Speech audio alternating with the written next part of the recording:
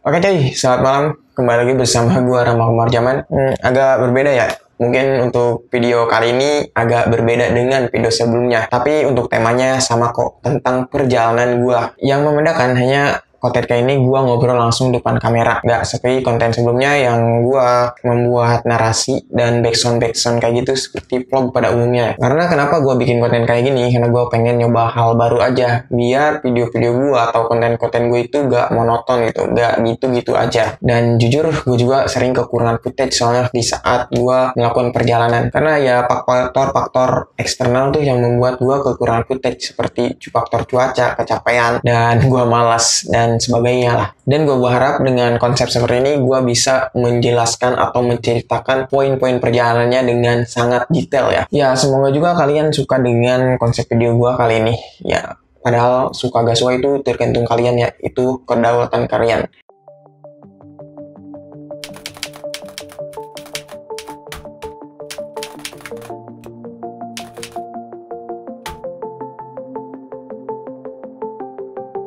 Oke, jadi untuk petualangan kali ini masih di Sulawesi Selatan ya. Jadi, by the way, buat kalian yang belum tahu kenapa gue tiba-tiba berada di Sulawesi Selatan, bakal gue ceritain sedikit ya. Karena gue udah buat juga sih videonya, di video sebelum-sebelumnya itu banyak sih. So, beberapa bulan yang lalu, tepatnya di bulan Mei, gue melakukan perjalanan dari Bogor menuju Kalimantan. Oke bro, jadi kali ini gue mau ke explore Kalimantan sih, dan sekarang udah di stasiun Pasar Senen. Jadi itu rencana awal gue itu Kalimantan, dan ke lanjut dari Kalimantan langsung ke Sulawesi. Di Kalimantan gue ke tempat-tempat yang menakjubkan seperti Pasar Terapung, Gunung Halau dan banyak lah gitu. Pokoknya buat kalian yang mungkin tertarik bisa kalian cek di video gue sebelumnya. Tapi kalau nggak tertarik juga nggak apa-apa, karena untuk konsep video gue kali ini bukan seperti sinetron ya. Jadi kalau ketinggalan satu video itu nggak apa-apa. Nggak seperti sinetron, kalau ketinggalan satu video kalian bakalan nggak tahu alur ceritanya. Jadi 17 Mei 2022 gue melakukan perjalanan dari rumah hingga ke Kalimantan, lanjut ke Sulawesi, hingga tepat pada tanggal 9 Juni 2022 posisinya gue udah di Makassar. Sudah melakukan pendakian ke salah satu gunung di daerah Sulawesi Selatan, lalu ke tempat-tempat menarik lainnya. Dan dari awal pun gue udah membuat plan untuk cabut dari Makassar dan melanjutkan perjalanan ke Bima, Nusa Tenggara Barat. Ya dari awal emang gue udah cariin poin-poin nih, kapal ke Bima dari Makassar tuh adanya tanggal berapa. Dan waktu gua cari info dari awal tuh gua dapet infonya tanggal 10 Juni 2022 itu kapal pertama di bulan itu untuk perjalanan ke Bima. Jadi ya otomatis gue tentuin lah tanggal 9 gue harus segera prepare dan cabut dari Makassar. Gue terbilang memang agak buru-buru karena gue udah punya janji di beberapa tempat dengan teman-teman gue, dan jatah uang gue untuk perjalanan di Sulawesi pun udah habis. Untuk perjalanan ini gue emang udah tentuin sih dari awal, dari Kalimantan harus habis berapa, dari Sulawesi harus berapa, dan di tempat-tempat lain harus habis berapa. Dan ketika uang itu habis gue harus segera cabut. Karena yaitu salah satu manajemen untuk tidak mengikuti hawa nafsu dalam perjalanan. Karena kalau di dalam perjalanan kan ketika melihat tempat yang indah, wah kita kesini dulu gitu. Menemukan makanan yang enak, wah makan nih gitu kali-kali gitu. Hingga kan jadi gak ke-manage. Dan mungkin tadi cara salah satu gua untuk memanage perjalanan agar tempat-tempat yang gua wishlist dari awal tuh tercapai.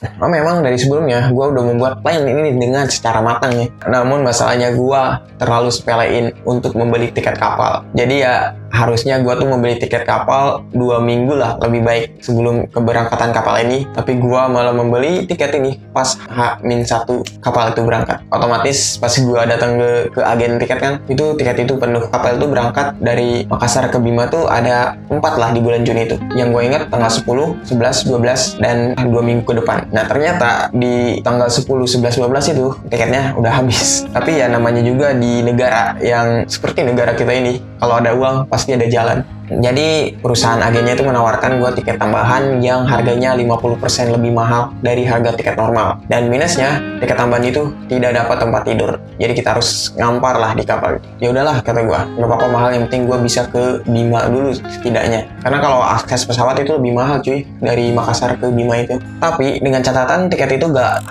dapat langsung tuh. Jadi kita harus menunggu sehari atau beberapa jam tuh. Jadi ntar perusahaan agennya menguruskan lah. tidak tahu itu gimana ya, dan nanti kita bakal dikabarin lagi. Yaudah kata gue bayar, terus gue tunggu sehari.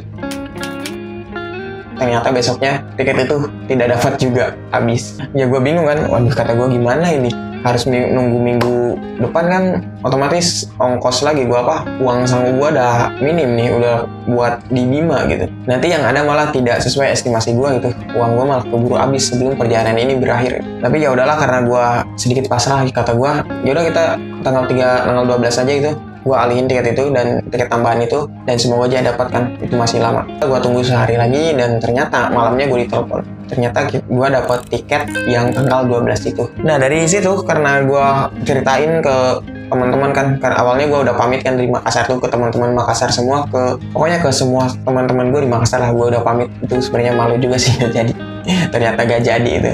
Nah mendengar kabar gue dapet tiket tadi, karena kan gue masih punya waktu sisa 2 hari di Makassar kan, sebelum akhirnya cabut dari Makassar, teman gue Bang Aswan nih mengajak gue ke Danau Slang. Gue spontan kan, lah Danau Slang gitu, emang namanya bener Danau Slang, karena kan unik banget ya, mirip-mirip seperti band legendaris di Indonesia, band Slang. Dan gue pun otomatis langsung search dulu dong tentang Danau Slang ini, tentang tracknya gimana, tempatnya gimana, sampai sejarah Danau Slang ini kenapa dinamai Danau Slang. Apa mungkin karena band Slang yang pertama menemukan danau itu, atau mungkin karena yang menemukan danau itu adalah fansnya grup Slang. Tapi ya gue belum nemu infonya kenapa danau itu dinamai Danau Slang ya. Karena kan gue search itu tidak ada nihil untuk tentang sejarah Danau Slang itu. Yang gue dapat infonya cuma Danau Slang ini berada di Kabupaten Goa, jalur pendakinya di Desa Panaikan, berdekatan juga dengan Danau Tanah Lili dan Lembah Rama, dan Danau Slang ini masih berada di kaki Gunung Bawah Karaing. Nah buat teman-teman yang tahu tentang sejarah Danau Slang ini, bolehlah ceritakan di komentar ya, biar kita sama-sama tahu. Nah oke, karena menurut gue Danau Slang ini cukup menarik, akhirnya gue men-ACC ajakan teman gue ini Bang Aswan, dan akhirnya kita pun merencanakan pendakiannya atau perjalanannya esok hari. Keesokan harinya, tepat pada tanggal 11 Juni 2022, di kediaman Bang Aswan kami bersiap-siap untuk melakukan perjalanan.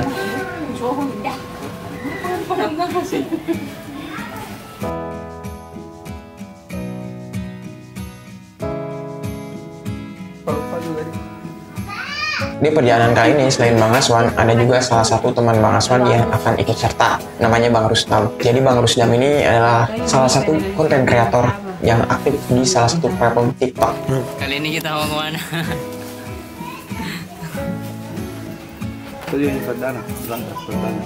Oke bro, jadi sekarang gua mau ke Danau Slang bareng Bang Rustam sama Bang Aswan, dan dia lagi jemput ceweknya.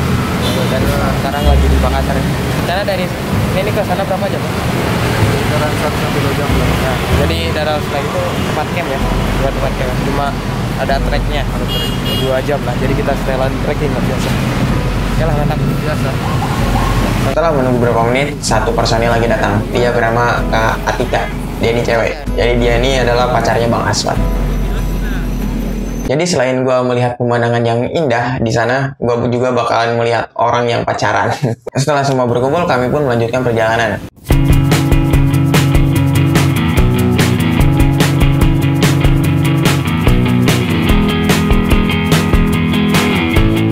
Jarak dari Makassar sendiri untuk ke jalur pendakiannya sekitaran hampir 70 km, atau kalau menggunakan kendaraan bermotor kita bisa menempuh sampai 2 jam kurang lebih. Bagi gue sih ini aman-aman aja ya, karena gak sejauh ke Gunung Lompoh Batang kemarin.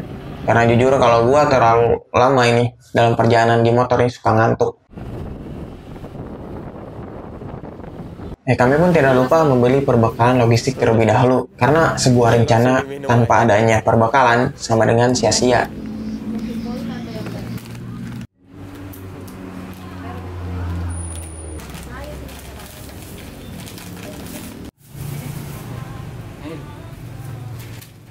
Dan ya, setelah berbelanja, kami melanjutkan perjalanan lagi.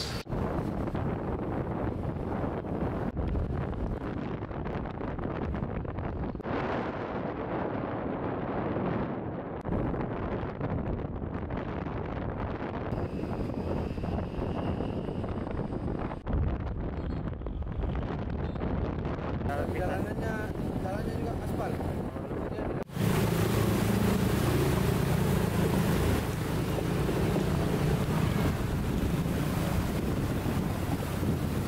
berenang ya.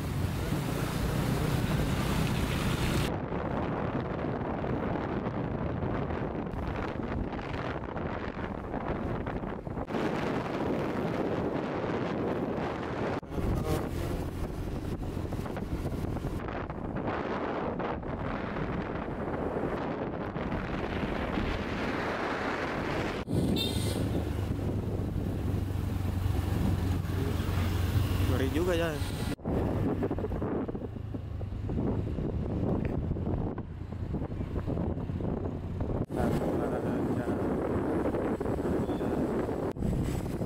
Kiri.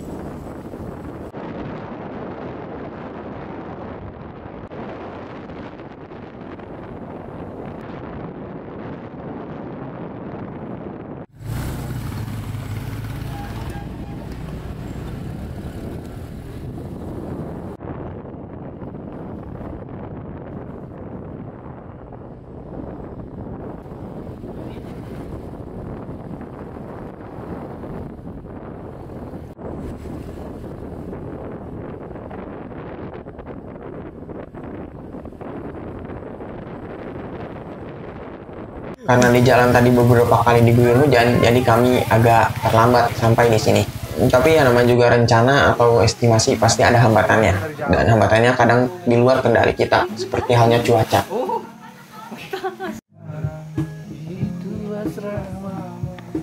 Bawa kerang ya.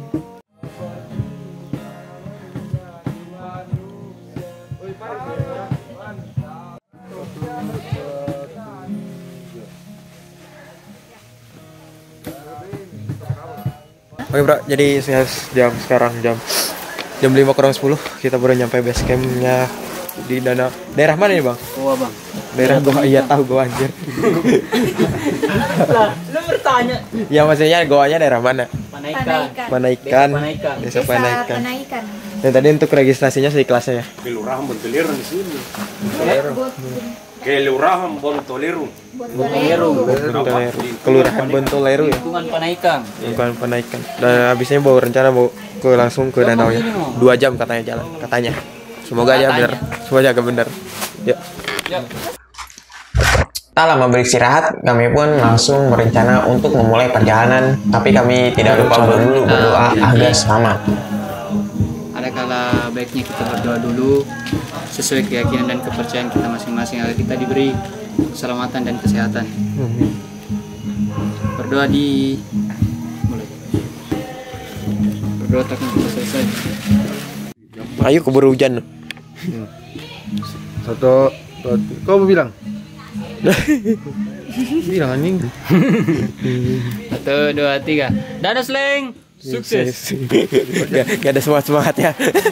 Dan setelah berdoa, kami lanjut registrasi terlebih dahulu. Nah, untuk registrasinya seperti tempat wisata atau pendakian gunung pada umumnya, kita harus menyerahkan KTP, nomor HP yang aktif, dan membayar biaya retribusi. Cuma yang paling unik di sini adalah retribusinya cukup murah sekali. Bukan murah sih, sangat murah. Awalnya sih emang gua bingung ya, sempat heran gitu. Kenapa di tempat wisata di daerah sini murah sekali biaya retribusinya. Seperti Gunung Lompo Batang kemarin kan, secara kan gunung itu kenapa biayanya cuma 5.000 sih maksinya. Tapi seorang teman pun menjelaskan katanya mungkin di Jawa Barat sana atau di Jawa biaya retribusi mahal itu termasuk dengan asuransinya yang lebih baik, pengelolaan yang lebih baik, dan fasilitasnya pun. Nah, untuk sekitaran Sulawesi Selatan ini, mungkin kebanyakan asuransinya sangat minim. Dan dipikir-pikir secara logika emang kalau murah segitu, gimana bayar asuransinya? Tapi ya mungkin itu dalam sistem registrasi ada beberapa hal yang nggak kita tahu gitu. Jadi kita nggak bisa nyimpulin di statement tadi kenapa tempat wisata itu bisa murah atau karena asuransinya atau karena apalah. Yang terpenting sebagai penikmat, kita selalu menaati peraturan, menjaga alam sekitar, safety, dan selalu hati-hati.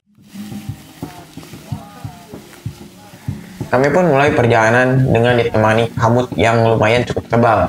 Dan trek pun diawali dengan kontur tanah yang lumayan licin juga, dan sedikit berlumpur karena tadi bekas hujan.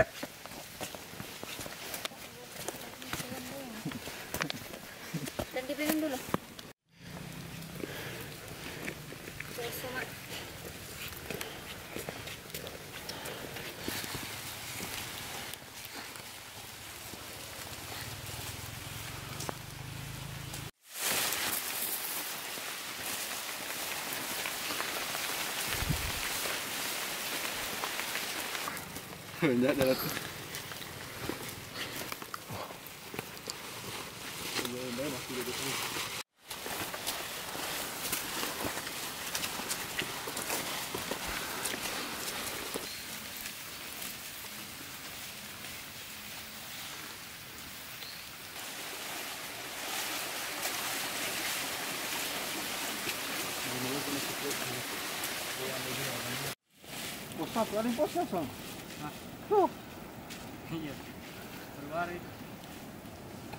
Lalu kami melewati perkebunan kopi warga sekitar, dan sekali jalan setapak dengan tebing-tebingan dan jurang yang sangat dalam.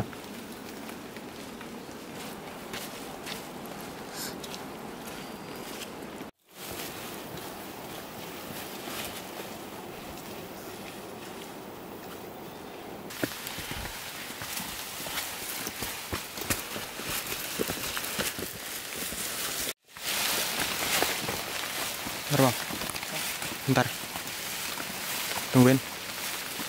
Wow, jauh ya, lumayan. Udah berapa jam? Berapa menit jalan? Udah hampir setengah jam lah. Sekarang berapa? 17.45. Oh, hampir sejam lah. Setengah jam mah udah.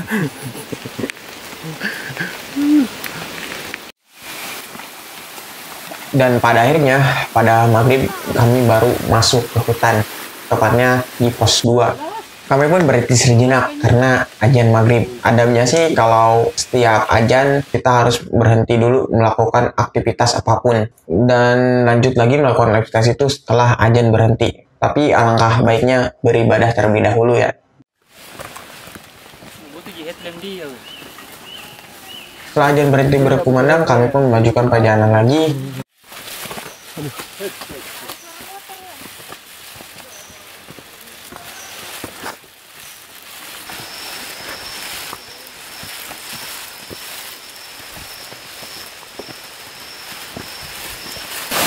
Ya, sekarang udah agak maghrib, udah maghrib. Sekarang masih di jalur, mungkin kemungkinan sejam lagi. Ini ada pos-posnya juga, tadi ada pos 1, pos 2 lewat. Dan sekarang mungkin menuju pos 3, mungkin. Oke, kita istirahat, jalan. Mantap. Bang, wah, kita melihat. Wah, aku benci kehujan nih.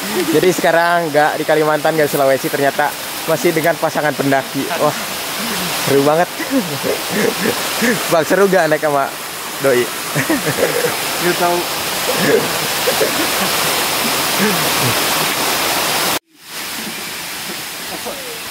Asan tuh. Asan, weh, dandi. Besar ketengnya tuan. Sejam lagi bang. Bang, hah? Sejam lagi. Gimana? Lanjut. Yes. pos itu sudah mulai berwarna merah kayaknya.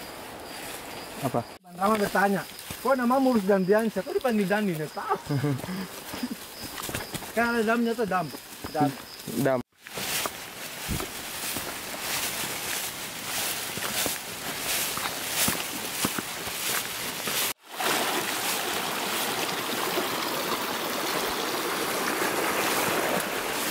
Pada saat itu, seketika hujan pun turun dengan deras.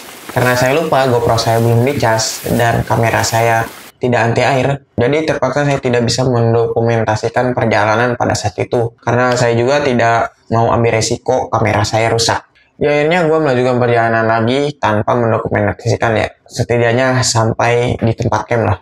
Untuk treknya setelah masuk ke hutan, lalu kami melewati jalan setapak dengan tebing-tebingan dan jurang yang sangat dalam. Pokoknya di seberang jurangnya terlihat cahaya pendaki yang beriringan yang sedang melakukan aktivitas pendakian juga. Namun ternyata itu beda jalurnya dengan jalur yang untuk ke Danau Sang ini. Nyata yang jauh di seberang sana adalah jalur untuk ke Danau Tranarili. Dan basecampnya pun beda dengan basecamp yang kita lewati. Setelah melewati tebingan, lalu kami melewati sabana-sabana. Cuma karena gelap, jadi sabananya gak terlihat ya. Dan akhirnya kami tiba di tempat camp pada jam 9 malam. Jadi total pendakian itu sekitar 4 jam kurang lebih. Posisinya hujan makin deras dan kami pun harus terpaksa membangun tenda. Yang paling males sih dalam perjalanan atau pendakian gunung ini adalah ketika kita kemalaman di trek, lalu kehujanan, lalu sampai di tempat campnya kita lumayan malam dan terpaksa harus membangun tenda dengan keadaan hujan yang masih turun. Itu sumpah membuat mood dan mental tuh makin down. Tapi mau gimana pun keadaannya, mau kita menangis, mau kita nyerah, mau kita teriak, kita terpaksa harus membangun tenda itu agar tetap bertahan hidup. Ya ibaratnya lu punya tugas kerjaan atau kuliah lah. Dan tugas kerjaan itu harus diselesaikan dengan secepatnya dan pada saat itu lu sedang merasa capek, sedang merasa sakit atau capek. Tapi mau gimana pun, mau lu teriak, mau lu nangis pun, tugas itu harus segera diselesaikan. Oh bro, akhirnya nyampe juga nih. Aduh, jam 8-an lah hari nyampe. Mungkin tenda dulu kehujanan juga jadi kayaknya malas banget nih kalau udah kehujanan terus kemalaman gini naik gunungnya. Tapi untungnya nyampe, tapi danaunya belah sana. Ntar kita tek siang aja karena capek. Mantap. Ngurus di bener ya kata ibu. Bener gak? Kata ibu, nggak usah naik, capek. Iya. Pulang. Mempersulit hidup ya. Ngapain kayak gini. Tapi kenapa terus dilakuin aja? Nggak tahu. Iya itu Itu nggak bisa dipecahkan. Ya Sekarang. dah ya. Dah. Pensiun. Dan akhirnya setelah membangun tenda, gue pun makan dan langsung tidur. Udah bodo amat lah dengan hal-hal konten, dengan hal-hal footage video. Karena gue udah merasa capek banget. Oke, jadi sekarang udah pagi nih. Kita rencana mau malas banget sebenarnya. Cuacanya agak dingin lah, nggak terlalu dingin sih sebenarnya, cuma mager aja. Kayak gak ada semangatnya gitu bangun. Nah, mungkin maupun cuaca agak cerah, nanti jalan-jalan dulu, ngopi, jalan-jalan, lihat-lihat keindahan danau Sleng. Paginya pun gue bangun dan keluar tenda, dan itu masya Allah pemandangannya sungguh indah sekali.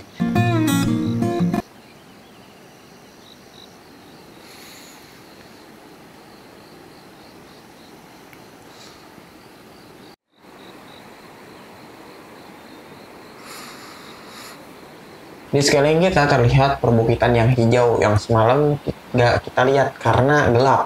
Dan ada satu sungai yang airnya bersih dan mengalir. Itu sumpah membuat suasana makin syahdu.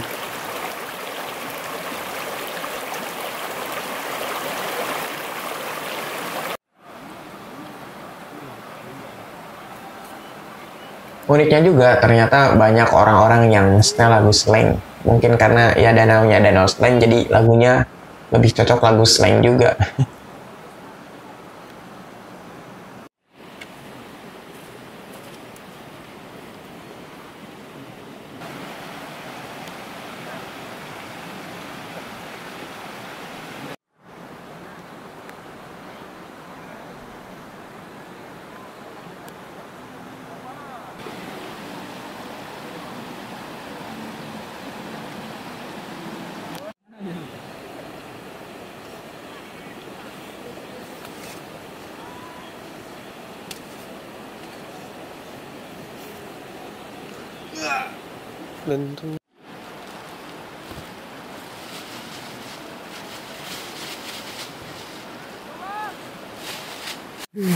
Wah, jadi mau tahlilan gimana? Abis sunat ya? Abis sunat nih. Wow.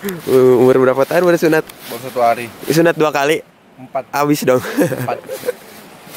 Sisa biji, tinggal sisa biji.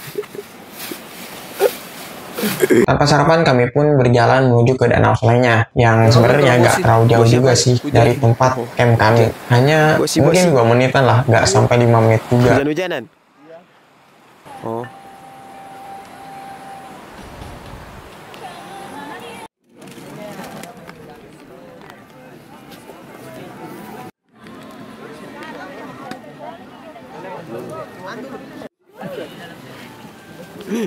Oh, basah bos. Kering, coba kering celana.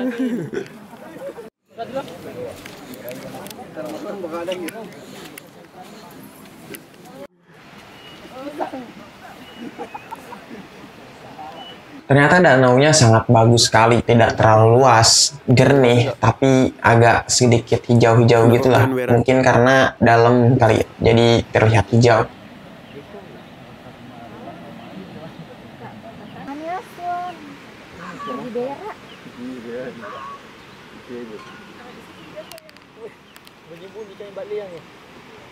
Ternyata di sini juga ternyata ada ikannya dan ada yang mancing juga. Mungkin karena suhu dan kadar air di sini masih cocok untuk habitat ikan, jadi ikan masih bisa hidup dan berkembang biak di sini. Dan untuk ikannya mungkin sengaja ditanam benihnya oleh seseorang, atau bisa jadi ada secara alami di sini. Karena saya juga belum dapat informasinya tentang keberadaan ikan di situ. Pokoknya sungguh menarik sekali sih danau ini.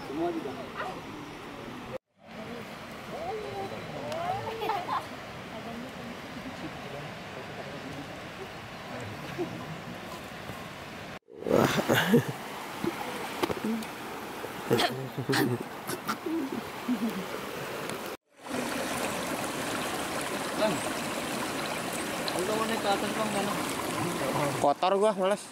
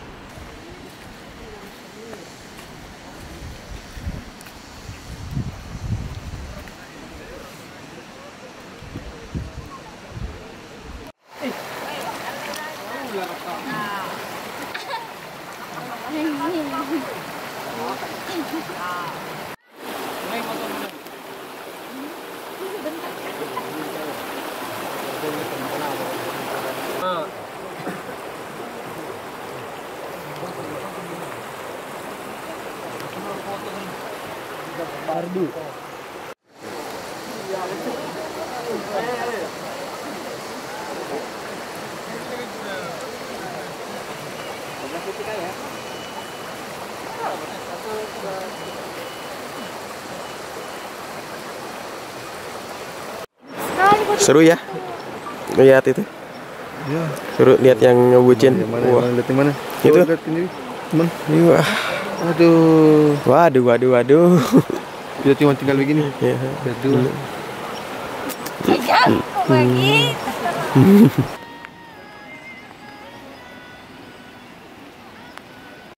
Setelah puas mengabadikan momen dan menikmati keindahan Danau Selain ini, kami bergegas kembali ke tenda. Lalu kami sarapan. Ternyata hujan lagi teman-teman. Ya. Mau turun malah hujan lagi, ya Allah, dari tadi hujan mulu. Makan atau mau tidur? Ini enaknya tidur sih ya. Habis makan tidur, wah itu. Tapi sayang besok ada jadwal kapal saya. Jadi ya, kita makan dulu aja, apa yang cabut tar ya.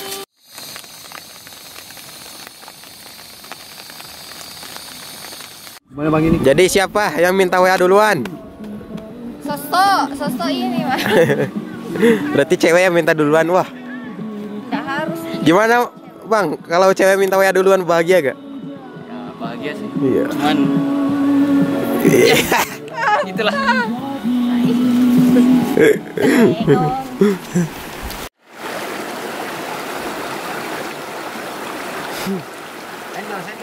Dan kami pun beres-beres untuk bergegas kembali turun mengejar agar tidak kesorean, apalagi kemalaman. Pokoknya malam kami harus tiba di Makassar karena subuhnya gua harus berangkat ke Bima karena jadwal kapal adanya pagi-pagi banget. Wah gila sih sebenarnya, baru turun di Danau Selain ini gua harus melanjutkan perjalanan lagi ke Bima tanpa istirahat sedikit pun.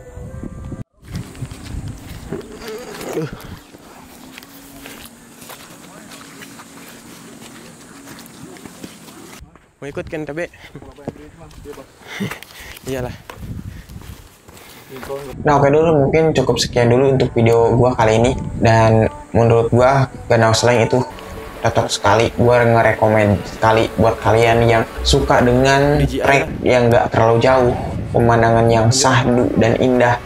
Dan buat kalian yang punya jatah libur hanya sedikit, itu bisa banget ke Danau Selain. Bisa tektokan atau camp 2 hari 1 malam. Ya pokoknya buat kalian yang suka dengan alam dan keindahan alam tuh cocok banget itu Danau Selain, rekomend banget. Apalagi buat yang orang Sulawesi Selatan ya. Kalau yang orang jauh dari Sulawesi Selatan tuh, apalagi di luar pulau, itu effort banget kesananya.